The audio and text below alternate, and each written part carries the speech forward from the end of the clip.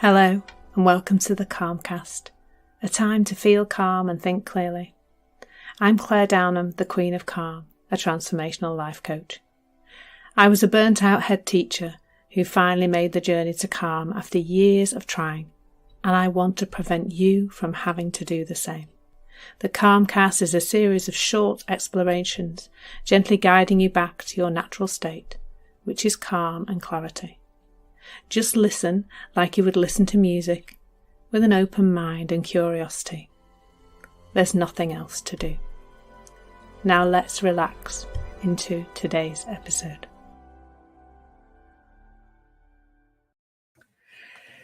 So today, taming the inner critic and cultivating self-compassion, but of course, in the arena of relationships, what I'm already noticing as I explore relationships is that where I recently explored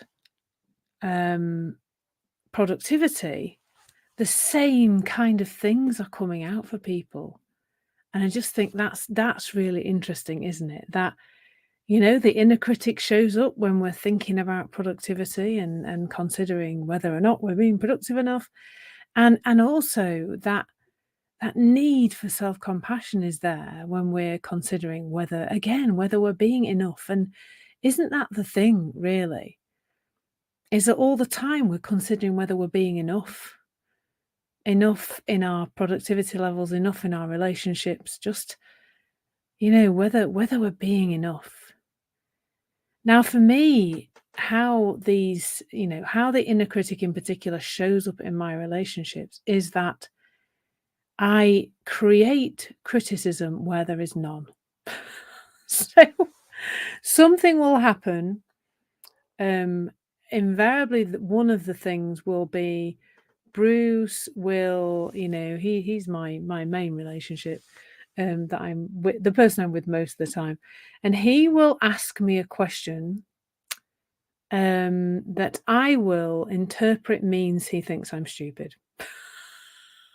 He's just asking a question. And that voice will come in, the inner critic. Well, for me, it's often the voice of perfectionism. So it comes out in this kind of, very quickly, like I don't feel I'm particularly doing this as such, but it just rears its ugly head. And it kind of says very quickly, well, the only reason he's asked you that question is because he thinks you don't know that, or you're not with it enough, or you're not up to date with something, or but I don't know. Just a lot of nonsense.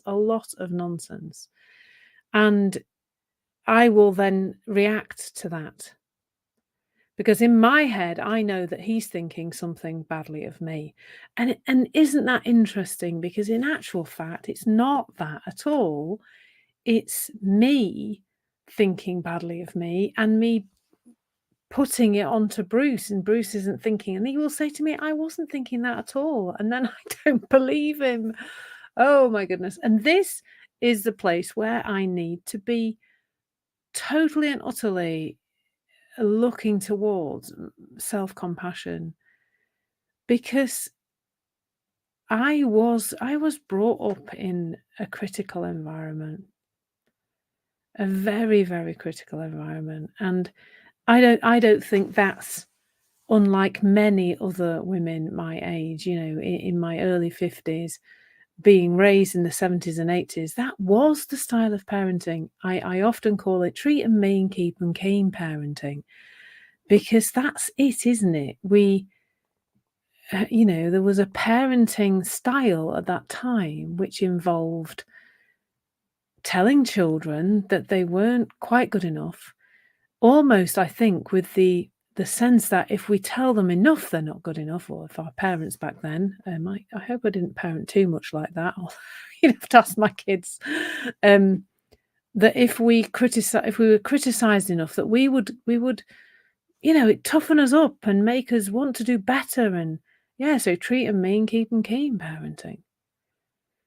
And so, of course, I have to be so compassionate towards myself, because I am psychologically innocent in that regard, in that My the voice in my head tends towards criticism. It tends towards criticism of me. It tends towards criticism of other people. It tends towards thinking that other people are criticizing me even if they don't open their mouths to say an actual criticism. But it just hovers around in my head, like, not in my head, but it's that type of thinking I tend towards just because I do. Now, just because I do is a great sentence, isn't it? Like, I love listening at the moment a lot to Amy Johnson, and she often says, "That's just what a mind does, just what it does." And my mind just has this tendency towards criticism. Maybe lots of other people's minds do. You'll have to let me know that. But that's it, isn't it? It's just what a mind does. A mind criticizes.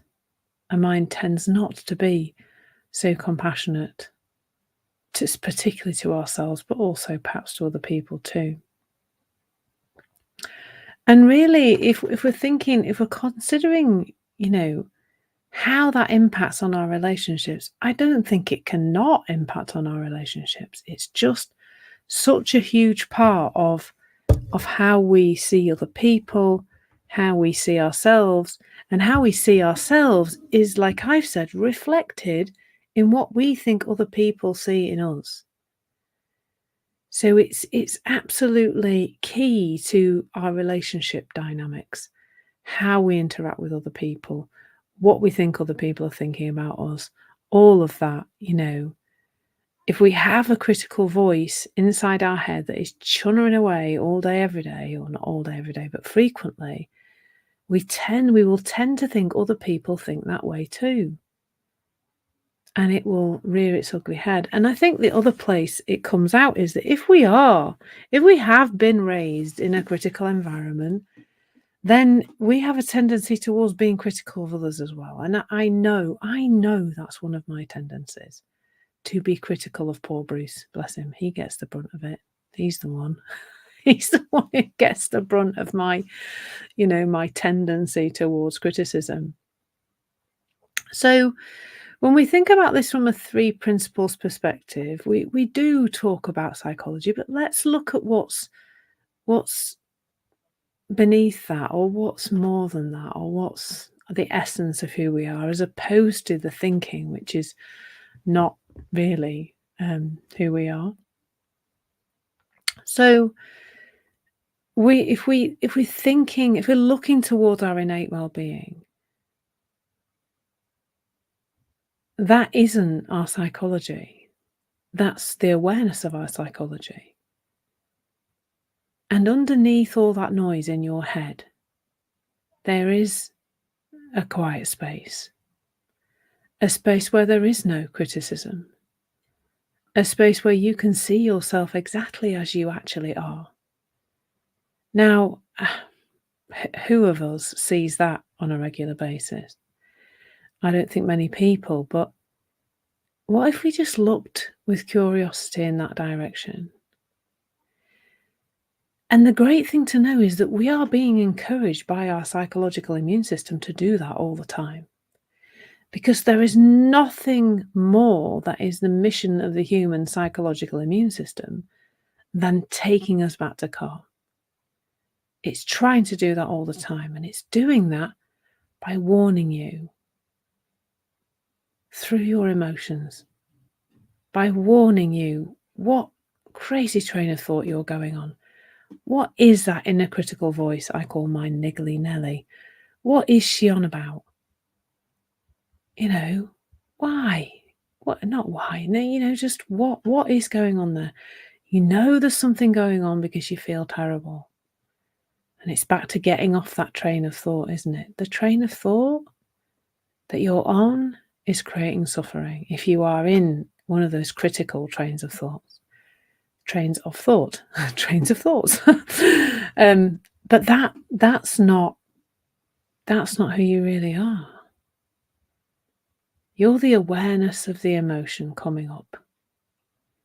And so when I see it, and I don't see it all the time, not by a long chalk, when I see it, There's a rising up of an uncomfortable feeling frustration, a feeling of anger perhaps, a feeling of, oh, here I go again kind of thing. And that feeling is pure gold. I don't care how icky the feeling is. No, I don't like them either, but they are pure gold. They're the information we need to navigate through life. Without that information, we're literally going around with no sense of the usefulness of our thinking. No sense at all. So for me, observing, and sometimes I do just observe that voice that comes in and says, this is what Bruce is thinking about you, and he's criticizing you, and that's why he's saying that, and blah, blah, blah, blah, blah. Sometimes I see it. When I see it, I know to stop. To stop it. So, there is a fab video with Bob Newhart, which I really recommend. If you just search Stop It, Bob Newhart, it's brilliant. I've actually put it in my group on Insight Timer. Please do go watch it. It's very funny, very old, very funny, but it really is it's about realizing that we're going on a suffering train of thought and stopping it. Not because I say stop it, but because it will make sense to stop it when you know that's where the suffering's coming from. And then that space of self-compassion comes more readily. Sometimes you'll see it and sometimes you don't. And when you don't, when you think the inner critic's right, when you go on its crazy train of thought, but you realize, even just realizing is brilliant. Wow, you probably wouldn't have realized before. You probably just carried on through life, not realizing that you've been on a crazy train of thought. But wow, even if you realize afterwards, that's so powerful. But when you realize afterwards, the other layer you don't need is the guilt, the feeling bad about yourself, the saying, I shouldn't have gone there. I should have known my inner critic was doing its thing and stopped it and got off the train. I didn't get off the train. And now I feel terrible about myself and I feel really guilty. But does that help? I had something happen yesterday morning and it was just along these lines where I snapped at Bruce about something ridiculous. And as soon as I had to then go do something. I was doing a live on Insight Time. I had to go and do that. And then when I came back to him, I just said, oh, I'm really sorry. And he'd forgotten, actually. He said, what are you sorry about? I said, well, I'm sorry for snapping at you about what happened earlier. In the past, I used to be so caught up in my own beating myself up and feeling bad about myself and going, oh, God, shouldn't have done that. I should know better, blah, blah, blah. That I forgot to say sorry. I didn't do it because I was too busy thinking about myself and beating myself up. And again, our system is letting us know, dodgy train of thought, dodgy emotion. It's that simple. So there is no inner critic to tame, really, but there's a direction to look in, an awareness to raise. And that's all we have to do. There's nothing else to do. And in that space, once we're more aware, our relationships just come from there, and they're so much better, so much lighter, so much easier. Once we're aware and we've got ourselves and we understand ourselves better, everything out there, including all our relationships, falls into place so much better. So I hope you have a wonderful day with all the people who you love and spend time with and all your relationships, and keep looking in this direction. That's all I can say. There's lots for you to explore around my content on Insight Timer, courses, lives, other free sessions. So please enjoy that exploration, and maybe we'll bump into each other on one of those. So take care, everyone. Thank you so much. Lots of love. Thank you so much for listening. There's nothing to do now but bring some awareness to how this is working out in your life. Listen regularly to experience longer and longer periods of calm. This has been the Calmcast with Claire Downham, Queen of Calm. Take care and keep listening.